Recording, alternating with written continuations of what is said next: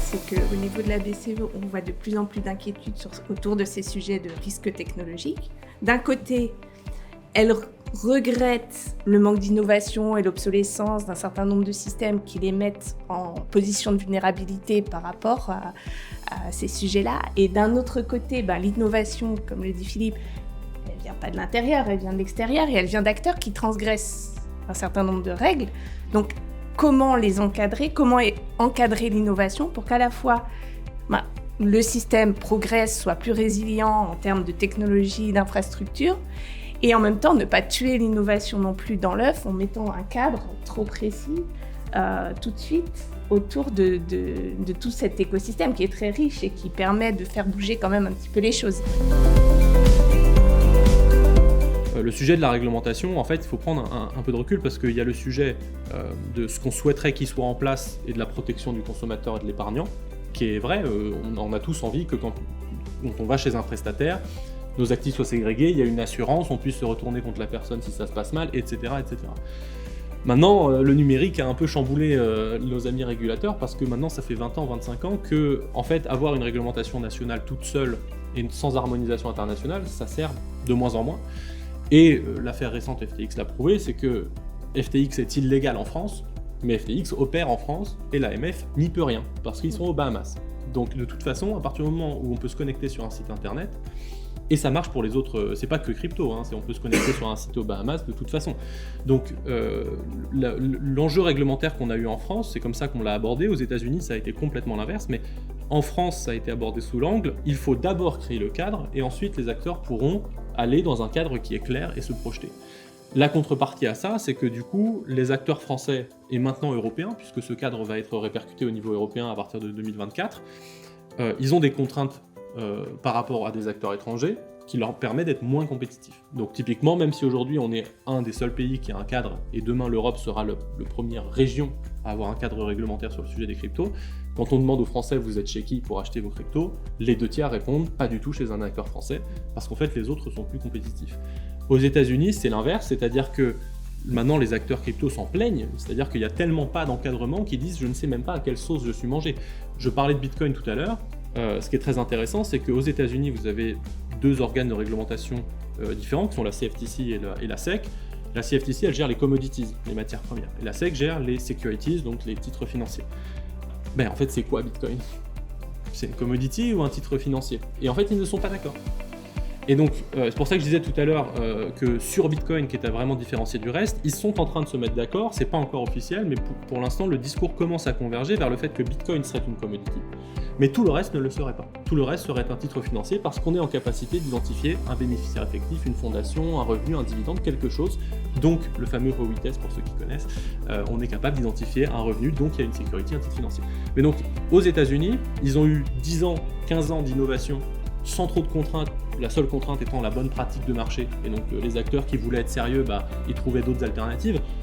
Coinbase, par exemple, qui est la plus grosse introduction en bourse depuis Facebook, c'est une des plus grosses plateformes d'échange au monde. De mémoire, c'est 108 millions de clients, donc c'est plus que n'importe quelle banque retail aux États-Unis, donc c'est quand même pas négligeable.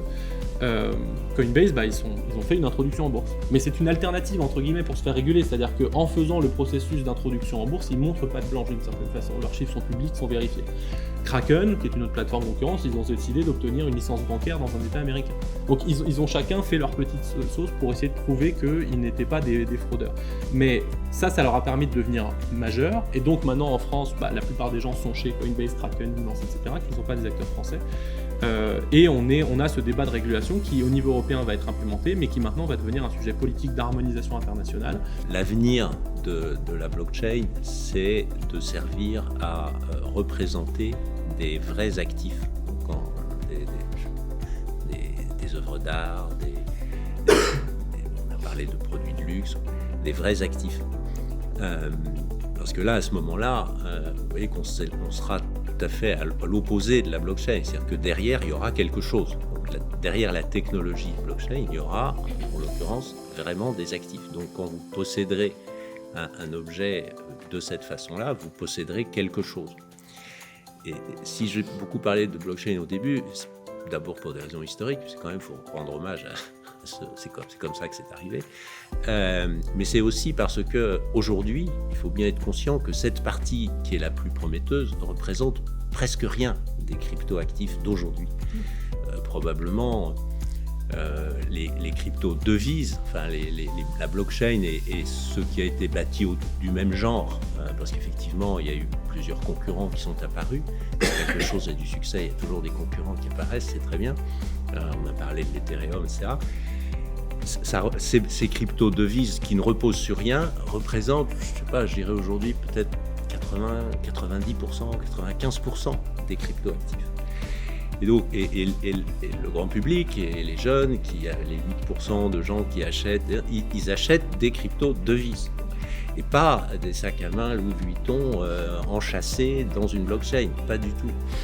Et donc, je crois qu'il ne faut pas, dans les discours, il faut bien séparer les deux. Je pense que c'est très important de séparer les deux, parce que le côté sérieux qui est en train d'émerger et qui va avoir sans doute de l'avenir, ne doit pas cacher le côté creux des 95% de ces crypto-devises qui ne reposent sur rien. Les technologies vont impacter l'ensemble des industries, elles impactent aussi notre propre industrie, l'industrie du conseil et de l'audit. Et donc oui, évidemment, il y a des groupes de travail qui travaillent sur ces sujets de normes, non seulement en France au niveau de l'ANC, mais aussi des règles internationales, des normes IFRS sur tous ces sujets, etc. Et évidemment, on suit ça de très près. Mais le fait est que pour commencer à travailler sur ces sujets-là, il faut aussi prendre un certain nombre de risques. Et ça, c'est chaque firme de conseil, chaque firme d'audit qui les prend avec son propre appétit au risque, je dirais, et en fonction du cadre réglementaire qui existe. Donc, vous allez trouver certains cabinets qui auront plus ou moins d'appétit pour aller travailler sur ces sujets et prendre de l'expérience. Parce qu'aujourd'hui, pour pouvoir être en capacité d'auditer ces technologies, il faut avoir pour clients un certain nombre de startups qui les utilisent au quotidien, qui ont dans leur bilan un montant significatif d'actifs numériques. Et donc ça impose un petit appétit au risque, je dirais, sur ces sujets. Parce que comme il n'y a pas de normes, c'est un peu plus compliqué. Et d'un autre côté, si on n'acquiert pas cette compétence, si on n'acquiert pas cette expérience aujourd'hui, demain, comment est-ce qu'on fera quand des grands groupes français auront dans leur bilan des actifs numériques qu'il faudra les auditer, donc il faudra avoir les outils pour les auditer, il faudra avoir les compétences en interne pour les auditer. Et moi, c'est un peu les sujets qu'on essaye avec Alexandre de pousser pour que KPMG soit à la pointe sur ces sujets-là.